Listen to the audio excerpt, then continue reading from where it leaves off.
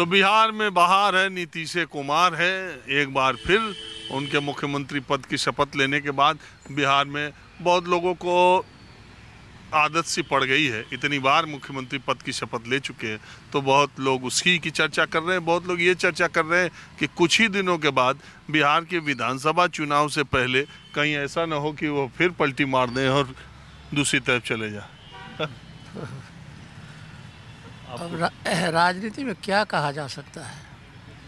राजनीति में अब हम लोगों का जो उम्र है उस पड़ाव के हिसाब से अभी जो है इसको किस वे में लिया जाए, हम लोगों को उम्मीद नहीं था जो इतना जल्दी जो है एक अच्छे पद पर अच्छे विचार के आदमी इस तरह से पलटी मारेंगे जब जनता की काम द्रुत गति से चल रही थी। बेरोजगारी हो, महंगाई हो, जो भी हो, युवा वर्ग के लिए तो बहुत बड़ा झटका है मेरे समझ से, मेरा अपना व्यक्तिगत विचार है। इसलिए इसको अभी अपने स्टैंड पर कायम रहना चाहिए था और आगे इतना उम्मीद भी नहीं था किसी जनता को इनके बारे में इतना जल्दी अपना पासा पलट लेंगे। और राजनीति में एक इतिहास रहेगा नीतीश जी का, इतना जल्दी पलटी करने से आने वाले जो पीढ़ी है वो भी न कहीं इसी लाइन पर चले जाए। अफसोस इस बात की है। That's all. तो ठीक है, ये तो इतिहास से लोग सबक लेते ही हैं। और नीतीश जी अब इतिहास में किस नाम से जाने जाएंगे आपको क्या लगता है? देखिए, मुख्यमंत्री रहना, आप जाने जाते हैं, आपको लोग जानते हैं, ये अलग बात है, लेकिन आपको लोग किस वजह से जानते हैं इतिहास में, ये ज़्यादा इम्पोर्टेंट बात है। आप भारत की राजनीति में समाजवादी विचारधारा के जो पुरोधा रहे हैं तो वो लोग लंबे समय तक या पूरी ज़िंदगी, जैसे राम मनोहर लोहिया, नीतीश जी के बारे में मैंने पढ़ा कि वो सबसे ज़्यादा अगर अपनी ज़िंदगी में किसी से प्रभावित रहे प्रारंभिक दिनों में, और लालू यादव से विरोध की वजह भी उनकी शुरुआती दिनों में यही थी कि वो राम मनोहर लोहिया के समाजवाद से बहुत प्रेरित थे, मगर अपने गुरु का वो फलसफा कि उनके गुरु कभी सत्ता में नहीं आ सके, विपक्ष की राजनीति करते रहे और एक सत्ता में तो आई पार्टियां, उन्होंने कोई पद नहीं लिया। तो आपको लगता है कि अब आने वाली पीढ़ियों को आज के नेता कोई उदाहरण, कोई मैं केवल नीतीश की बात नहीं कर रहा हूँ, मैं बहुत सारे नेताओं की बात कर रहा हूँ जो आज बहुत ऊंचाई पर हैं, प्रधानमंत्री भी हैं, गृह मंत्री भी हैं, ये सारे लोग आने वाली पीढ़ियों के लिए कोई उदाहरण प्रस्तुत कर रहे हैं? उदाहरण इसको किस रूप में देखा जाए, क्योंकि अभी ये जो कुछ हुआ है इसमें 50% बीजेपी का भी तो हाथ है। अपने अपने फायदे के हिसाब से तो सब अपना अपना एंगल चलाते रहते हैं। वो क्यों नहीं चाहेंगे जो जिस तरह से बिहार से ही जिस चीज़ की शुरुआत हुई थी और जिस चीज़ का श्री गणेश यही नीतीश जी किए थे और उसी में उस चीज़ को डैमेज कंट्रोल में ले जाना, तो बीजेपी तो चाहेगा ही। ये तो इसके लिए तो खुशी की बात है जो हमने तो जहाँ से शुरुआत था उसी में सेंध लगा दिया है, आगे देश का क्या हाल होगा। तो मैं ये कह रहा था, इतिहास में नीतीश जी किस तौर पर याद किए जाएंगे? मैंने आपको कहा ना, याद किया जाना एक अलग बात है, आप किस लिए जाने जाते हैं ये अलग बात है। नहीं, देखिए, हमारा जो अपना अभी तक अनुभव है, जितना नेता लोगों के बीच में रहे हैं, उस हिसाब से तो हमको नहीं लगता है जो दूसरा आदमी, तो इसको क्या कहा जाए, कोई अच्छा नज़र से इनको नहीं देखेंगे, पलटी मार ही कहेंगे। यही नाम रह जाएगा क्या इतिहास में? हम अभी तक जो सुन रहे हैं उस हिसाब से तो होगा ही, इतना जल्दी नहीं होना चाहिए। ये इतिहास ज़रूर इसका बनेगा, ये मुझे विश्वास है। मैं जिस दिन पटना आया था उस दिन मैं विकास भवन के पास एक चाय की दुकान पर पहुंचा तो बहुत सारे नेता लोग बैठे थे, आपने कार्यक्रम में देखा होगा, उन्होंने कहा ये तो गोदी मीडिया और भारतीय जनता पार्टी का एजेंडा है कि नीतीश कुमार महागठबंधन से जा रहे हैं, नीतीश कुमार कहीं नहीं जा रहे हैं, सरकार यहीं पर है और वो महागठबंधन बना रहेगा। तब उनमें से कुछ नेताओं से मैंने कहा था कि मैं अभी यहाँ रहूँगा और जिस दिन वो शपथ ग्रहण लेंगे मैं आपसे मिलने आऊँगा। आज एक चाय की दुकान पर उन्हीं में से एक नेता टकरा गए, तो मैंने सोचा इनसे तो बातचीत करना शुरू है। अब आपका वो बयान भी मेरे पास रिकॉर्ड में है, अब आज क्या कहेंगे? आज यही कहेंगे कि नीतीश जी इधर आए हैं, भाजपा में इधर आए हैं जाने के लिए। लालू जी के यहाँ भी गए थे तो जाने के लिए आए थे भाजपा में, फिर भाजपा में चले गए हैं। कि जो मुखिया होता है तो उसकी जो प्रवृत्ति होती है वो धीरे धीरे परिवार के नीचे के सदस्यों में भी आई जाती है। अब अभी आप 48 घंटे पहले क्या बोल रहे थे, अब 48 घंटे बाद आप भी पलट गए। सुन लीजिए, इससे अब जब हमारा मुख्यमंत्री पलट रहा है तो हम लोग के पलटने में क्या दिक्कत है?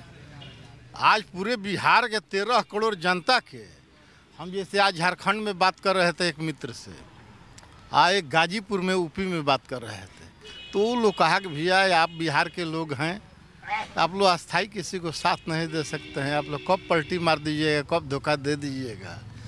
तो एक व्यक्ति के चलते यहाँ के 13 करोड़ जनता के ऊपर असर पड़ रहा है।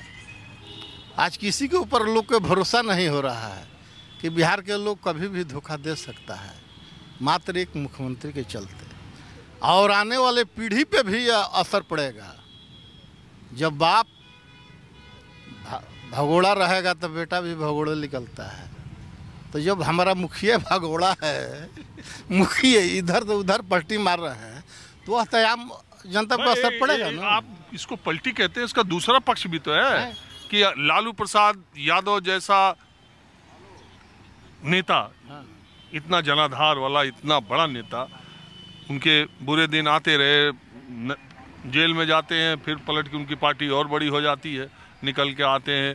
तो उनके जैसा नेता भी नीतीश कुमार को दही चूड़ा खिलाने में कोई गुरेज नहीं करते। कभी कहते हैं पेट में दांत है, फिर बुला के दही चूड़ा करते हैं। और गृह मंत्री अमित शाह जैसा चाणक्य, प्रधानमंत्री नरेंद्र मोदी जैसा लोकप्रिय और दुनिया भर का इतना मजबूत नेता, सब लाइन लगा के कह रहे चलिए आप शपथ ग्रहण कीजिए, हम लोग गेस्ट के तौर पर बैठते हैं। और सब बीजेपी पूरी देखिए खाना खाने गई थी दोपहर में नीतीश जी के घर। तो उन नीतीश जी की क्या है इसमें, तो वो उनकी तो मजबूती की बात है। इतने बड़े बड़ी पार्टियां, इतने बड़े बड़े नेता, जहाँ स्वार्थी रहता है ना, जहाँ लालची आदमी स्वार्थी रहेगा वहाँ ठगेरा का चलता है।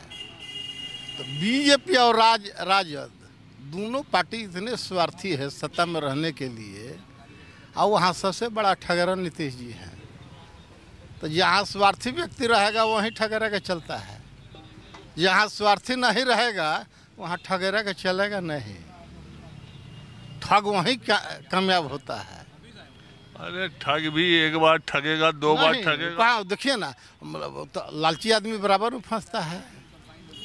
जो लालची आदमी होता है वो बराबर फंस जाएगा। आप सोचिएगा कि आपकी तो फंस गए हैं, आने वाला दिन में आप नहीं फंसेंगे। आपकी बात से, हालांकि एक मैं कई बार किस्सा सुना चुका हूँ, एक किस्सा मैं सुना देता हूँ कि हम लोग इलाहाबाद विश्वविद्यालय में जब पढ़ते थे तो जौनपुर रेलवे स्टेशन पर एक आदमी था जो जूस की एक मशीन बेचता था। तो वो हमेशा रोडवेज की बस में आता था और उसके छत को ठकठकाता था। पूरे लोग उसकी तरफ जब देखते थे तो वो मशीन गिलास में लगाता था और एक संतरे से वो पूरी गिलास भर देता था। इसी तरह वो एक नींबू डालता था और आधी गिलास भर देता था, और उसके बाद वो तुरंत दूसरे पीछे की तरफ देख के बोलता था आ रहा हूँ, आ रहा हूँ। कोई बुलाता नहीं था, वो बोलता था आ रहा हूँ, आ रहा हूँ। उस झटके में आगे वाले पहले ही ले लेते थे। जब आगे वाले एक दो ले लेते थे तो पीछे वाले भी एक दो ले लेते थे। और ये क्रम 7-8 वर्षों तक हम लोग गए। 7-8 वर्षों तक वो उसी तरह बस में आता रहा और वो बेचता रहा। लेकिन सुनिए, ये 9 बार हो गए। लेकिन होता क्या था, उस आदमी ने इतना कन्विंसिंग तरीके से लोगों को इतना समझाने में उसको महारत हासिल थी कि आदमी मशीन ले जाता था घर, उसे लगता था कि उसको उसका तरीका सही नहीं है, मशीन सही है, वो आदमी गलत नहीं बेच रहा है। और मुझे किसी ने बताया कि अभी भी वो 2-4 साल पहले तक बेच ही रहा था। तो ये भी एक करामात है कि अपने आप को, अपने प्रोडक्ट को आदमी अपने आप की मार्केटिंग कैसे करता है। खरीदने वाला ही भरमा जाए कि हम सामान सही खरीदे कि गलत। हाँ, तो खरीदने वाला हमेशा भरमा जाता है, बेचने वाला कभी भ्रमित नहीं होता है। उसका निशाना रहता है कि हमको सामान बेचना है, चाहे जैसे बेचे है।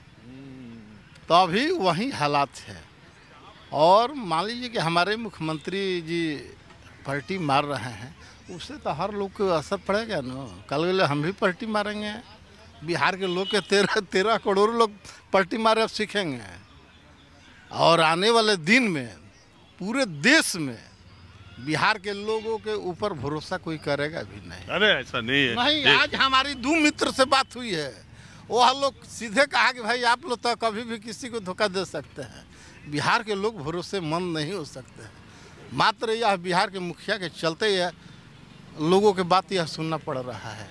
और जो व्यंग तो मरबे करे। नया जमाने में जब फैशन आया था तो सामान पर या कपड़ों पर लिखा रहता था, फैशन के दौर में गारंटी की इच्छा न करें। उसी तरह नीतीश कुमार के दौर में निष्ठा की इच्छा न करें। बिहार की राजनीति में ये सही हो सकता है? देखिए, सही तो है, क्योंकि नीतीश कुमार जी बिना जनाधार के नेता हैं। अरे ये तो मैं आपकी बात से सहमत नहीं हूँ। जिस आदमी को जनाधार नहीं है